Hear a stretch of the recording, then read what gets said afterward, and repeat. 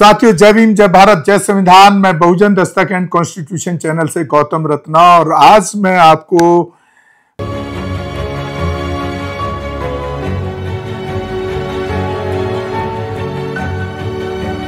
बहुजन समाज के एक बहुत बड़े राष्ट्र संत नारायण गुरु जी की बायोग्राफी, उनकी जीवनी आपको बताने वाला हूं, उनके काम बताने वाला हूं, क्योंकि हमारे समाज के लोगों को, खासतौर से पुअर सेक्शन, महिलाओं और बहुजन समाज, और मैं तो दूसरे लोगों को भी, जनरल लोगों को भी ऐसे महापुरुषों की जीवनी को जरूर देखना चाहिए, पढ़ना चाहिए। तो मैं उनकी जीवनी और उनके कामों को आपके सामने प्रेजेंट कर रहा हूं। राष्ट्र संत नारायण गुरु 20 अगस्त 1856 को जन्म हुआ उनका, और 20 सितंबर 1928 में उनका परिनिर्वाण हुआ। आज से लगभग 100 साल पहले ट्रावनकोर और कोचीन, वर्तमान में केरल राज्य, एक ऐसा क्षेत्र था जहां सामाजिक रूप से पिछड़ी और अछूत समझी जाने वाली जातियों के लिए मंदिर, विद्यालय और सार्वजनिक स्थलों में प्रवेश पूर्ण वर्जित था। कुओं का इस्तेमाल वह कर नहीं सकते थे। इन जाति के पुरुषों और महिलाओं के लिए कमर से ऊपर कपड़े पहनना गुनाह था। गहने पहनने का तो सवाल ही नहीं था। इन्हें अछूत तो समझा जाता ही था। उनकी परछाइयों से भी लोग दूर रहते थे। तथाकथित ऊंची जाति के लोगों से उन्हें कितनी दूर खड़े होना है, वह दूरी भी जातियों के आधार पर निर्धारित थी। कितनी बड़ी विडंबना है ये। यह दूरी भी 5 से 30 फुट तक की थी। कुछ जातियों के लोगों को तो देख भर लेने से छूत लग जाती थी। उन्हें चलते समय दूर से ही अपने आने की स्वयं सूचना देनी पड़ती थी कि मेरे मालिकों, मैं इधर ही आ रहा हूं, कृपया अपनी नजरें घुमा लें। इन लोगों को अपने बच्चों के सुंदर और सार्थक नाम भी रखने की मनाही थी, और नाम ऐसे होते थे जिनसे दास्ता और हीनता का बोध होता था। ऐसे किसी भी सामाजिक नियम का उल्लंघन करने पर सजा निर्धारित थी, भले ही वह उल्लंघन गलती से ही हो गया हो। इन सारी अमानवीयता और अत्याचारों के बीच ही एक महान बहुजन महापुरुष ने वह कर दिखाया जिसने पूरे समाज को ही बदल कर रख दिया।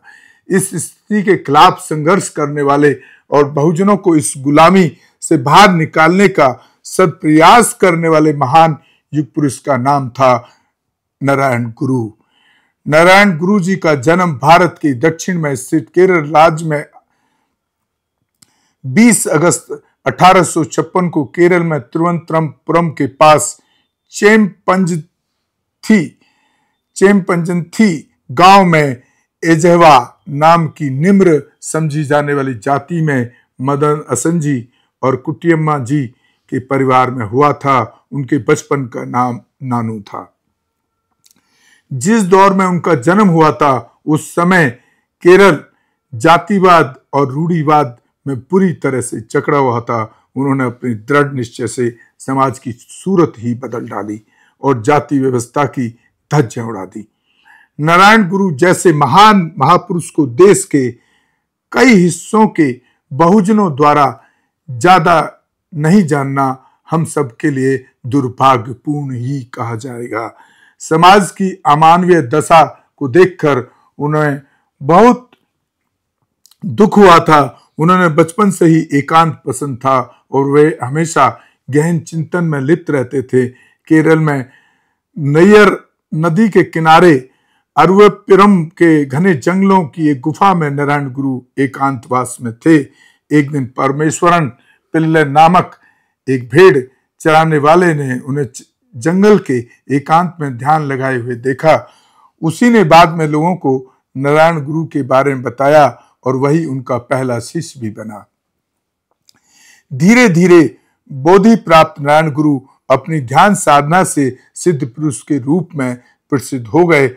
उसी दौरान नारायण गुरु को उन विषम सामाजिक परिस्थितियों में एक ऐसा मंदिर बनाने का विचार आया जिसमें किसी किस्म का कोई भेदभाव ना हो, जाति, धर्म, महिला और पुरुष का कोई बंधन ना हो। और फिर उन्होंने अरवपुर में एक ऐसा ही मंदिर बनाकर पहला इतिहास रचा।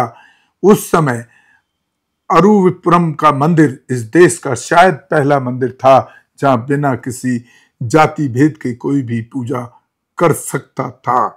इनके मंदिर में मूर्ति की जगह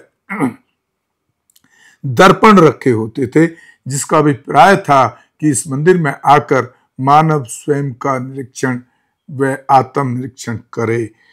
तो आप देखिए कि यहाँ कोई पूजा के लिए, किसी की आस्था के लिए उन्होंने नहीं किया, कोई वहां भगवान नहीं बैठाया था।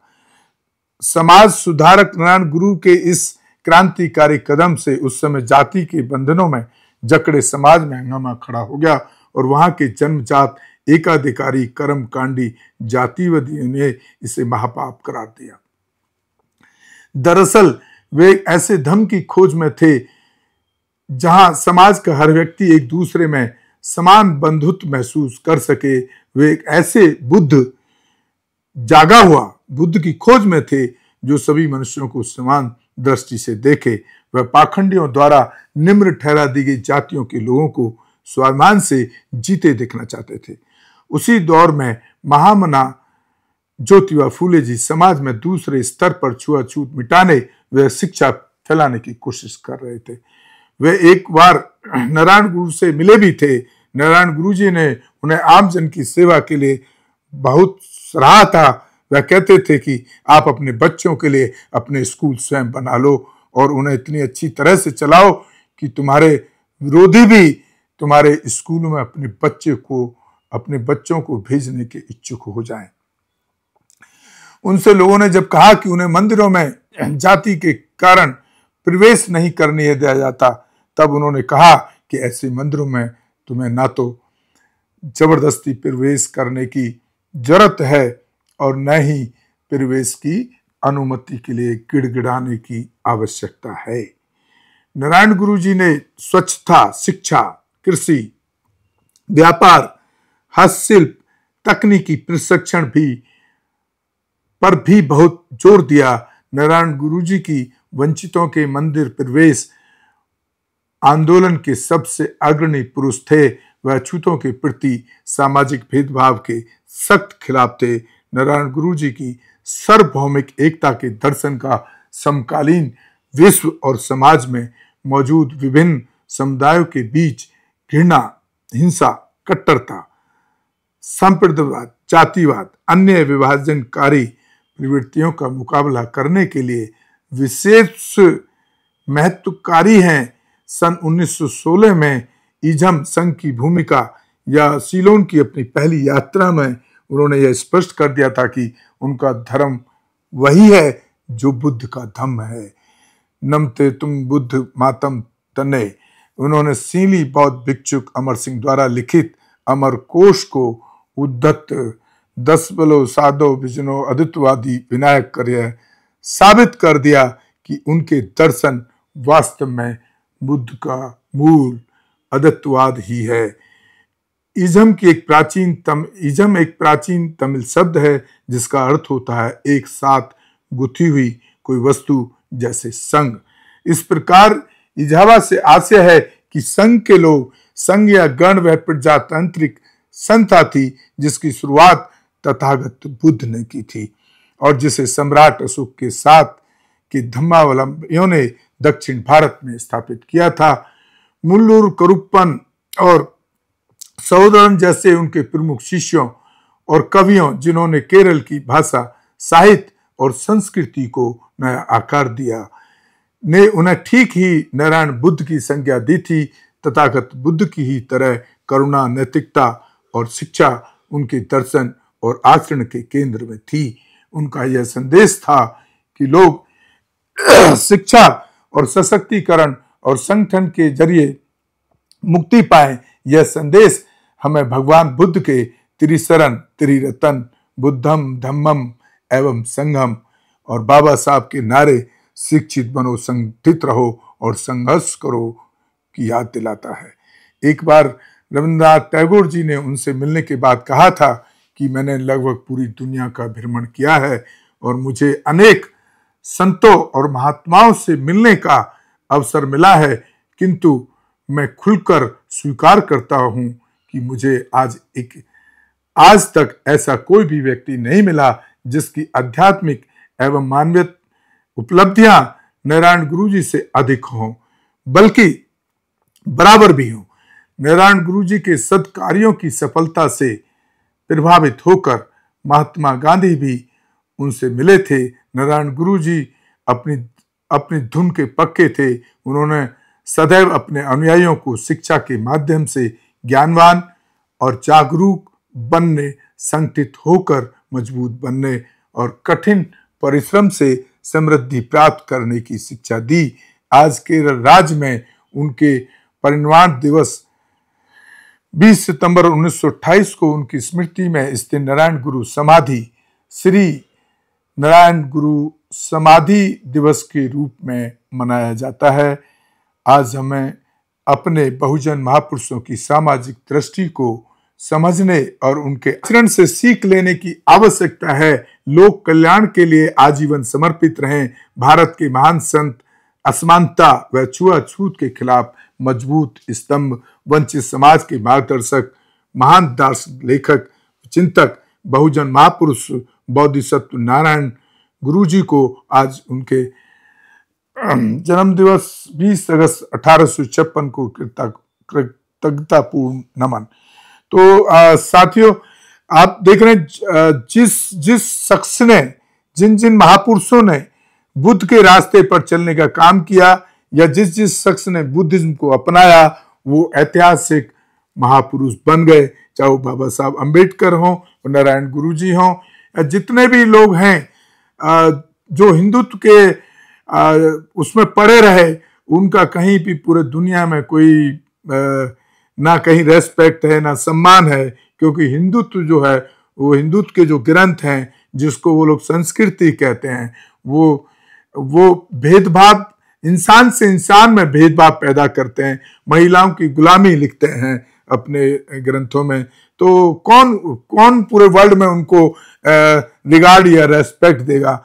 आज आप कहीं भी चले जाइए, चाहे जापान हो, चाहे सिंगापुर हो, चाहे चीन हो, जितने भी बड़े बड़े टेक्नोलॉजी के जो पोषक जो लोग हैं, जिन्होंने टेक्नोलॉजी दी पूरे दुनिया को, वो सारे के सारे मैक्सिमम सब के सब बुद्धिज्म को फॉलो करते हैं, क्योंकि बुद्धिज्म एक ऐसा धर्म है जो तर्कशील है, वैज्ञानिक है। तो साथियों, मैं आपसे अपील करना चाहूंगा कि आप बुद्धिज्म को फॉलो करें और तर्कशील रहें। अत्तो दीपो भवो, कि आप जो खुद कुछ कर सकते हैं, अपना प्रकाश खुद बनो, उस रास्ते पे चलें, तभी आपका कुछ कल्याण हो सकता है, तभी आपका जीवन पॉजिटिव हो सकता है, सार्थक हो सकता है।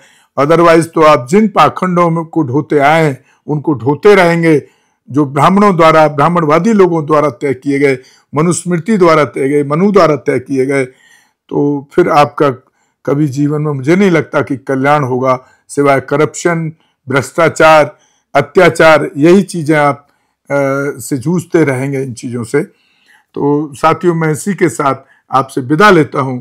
जय भीम, जय भारत, जय संविधान। आप हमारे दोनों channel Bahujan Dastak and constitution को लगातार देखते रहें, शेयर करें, सब्सक्राइब करें, और कोई भी एट्रोसिटी का मामला हो, कोई जातिवादी उत्पीड़न हो, आप हमारे चैनल को जरूर बताएं। हमारे चैनल पर नंबर दिए हुए हैं, और हो सके तो एक आर्थिक सहयोग भी करें जितना हो सके। इसी के साथ मैं आपसे विदा लेता हूं। धन्यवाद। हमारे channel constitution like, share, subscribe देखना मत भूलिएगा। जय भीम, जय भारत, जय संविधान, नमो बुद्धाय। धन्यवाद। चैनल आर्थिक समस्या से गुजर रहा है।